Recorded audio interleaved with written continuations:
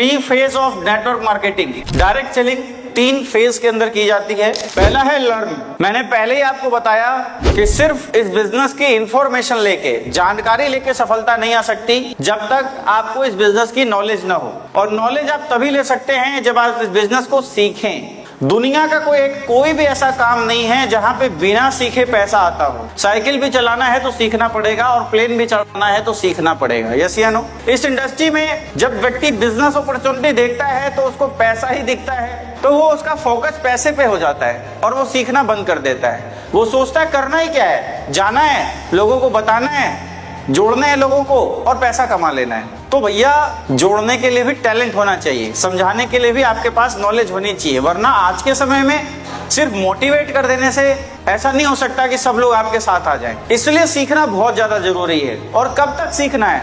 जब तक जीवन है तब तक सीखना है। मैं इंडिया के लेवल पे बात करूं तो धीरू भाई अंबानी एक ऐसी शख्सियत जो हमेशा कहा करते थे कि मुझे और सिखाओ, मुझे कुछ नहीं पता, मुझे और सिखाओ, मुझे और सिखाओ।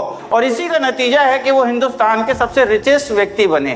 लेकिन हमारे इस व्यवसाय के अंदर थोड़ा बहुत जानकारी हो जाने के बाद एक व्यक्ति अपनी लर्निंग प्रोसेस को बंद कर देता है। उसे लगता है कि उसे सब कुछ आ गया, बस वहीं से उसका बिजनेस गिरना शुरू हो जाता है। बहुत सारे लोग एक बार गोल्ड मीटिंग अटेंड कर लेते हैं, फिर क्या बोलते हैं, सर मैंने पिछली बार तो की थी। बहुत सारे लोग एक बार ट्रिपल टी ले लेते हैं, उन्हें लगता है बस अब हो गया। बहुत सारे लोग एक बार LLT लेते हैं, फिर बोलते हैं सर मैं तो गया ही था। बहुत सारे लोग एक बार SOS ले लेते हैं, बोलते हैं मैंने तो एक बार SOS ली थी। एक बार 10 कदम ले लिया, मैंने एक बार तो 10 कदम लिया था।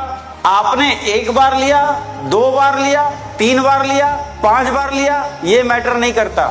जिस दिन आप 10 कदम खड़े होकर मंच पे लेने लगे, मैं ये बोल सकता हूं फिर आपको 10 कदम वहां बैठकर लेने की जरूरत नहीं पड़ेगी। तब तक 10 कदम लेना है। जिस दिन आप SOS के मंच पे खड़े होकर SOS की ट्रेनिंग लेने लगे, मैं आपको बोल सकता हूं कि फिर आपको बैठ के वहां ट्रेनिंग लेने की जरूरत नहीं पड़ेगी। जो काम जब तक हम नहीं कर रहे हैं तब तक उस काम को हमको सीखना है। जब उसमें परफेक्ट हो जाए उससे एडवांस लेवल पे जाके सीखें। ये प्रोसेस कभी भी स्टॉप नहीं करना आपको इस बिजनेस के अंदर। ऑलवेज अपने आप को अपग्रेड करते रहना है, सिखाते रहना है।